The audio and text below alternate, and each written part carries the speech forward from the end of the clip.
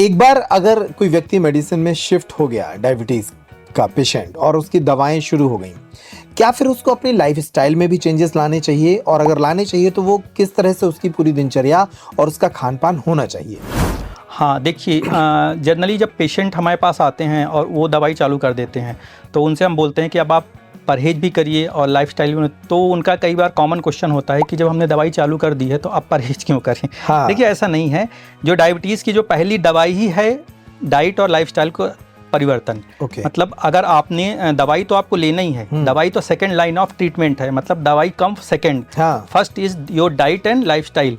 कई बार हमने देखा है कि पेशेंट बहुत ही अच्छी लाइफस्टाइल मेंटेन करके और बहुत अच्छा अपना रेगुलर एक्सरसाइज करके दवाइयों की क्वांटिटी को कम कर लेते हैं और इवन बंद भी हो जाती हैं।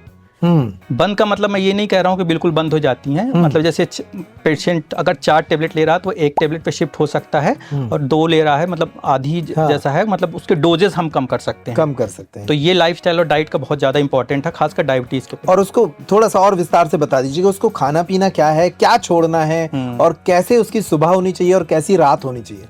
देखिए अभी WHO वर्ल्ड हेल्थ ऑर्गेनाइजेशन है, उन्होंने भी यही कहा है कि हमें सप्ताह में कम से कम 5 दिन रेगुलर एक्सरसाइज करनी पड़ेगी। रेगुलर एक्सरसाइज का मतलब होता है कि आधे घंटे अपन को ब्रिस्क वॉक करनी है। ब्रिस्क वॉक का मतलब होता है ऐसी एक्सरसाइज जिसमें पसीना आया। अगर आप नॉर्मल टहल रहे हैं तो वो बहुत ज़्यादा यूजफुल नहीं है। आपको थोड़ा सा ऐसी एक्सरसाइज करनी, मैं बहुत ज़्यादा हैवी या कार्डियो एक्सरसाइज की बात नहीं कर रहा हूँ, नॉर्मल एक्सरसाइज करें जिसमें थोड़ा सा पसीना आया, जॉगिंग करें, रनिंग करें, स्विमिंग करें, ऐसी विग्रस एक्सरसाइज, थोड़ा सा एक्सरसाइज से जिसमें स्वेटिंग होती है, कैलोरी बर्न होती है। तो ये सप्ताह में 5 डेज करना चाहिए, 30 मिनट के लिए सभी को करना चाहिए, और डायबिटीज़ के मरीज को और करनी चाहिए। एक्सरसाइज का पार्ट ये हो गया।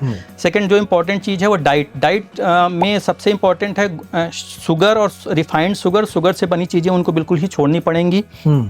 And then low carbs, carbohydrates low करने पड़ेंगे, कार्बोहाइड्रेट कम लेना पड़ेगा। अच्छा ये कम तो हो गया, अब खाना क्या है ये ज़्यादा इंपॉर्टेंट है। सबसे ज़्यादा आपको फाइबर डाइट लेनी है। डायबिटीज़ के पेशेंट को फाइबर डाइट लेने से उनकी 2 चीज़ हो जाती है। एक तो उनको जो एक सबकी अपनी एक खाने की कैपेसिटी होती है।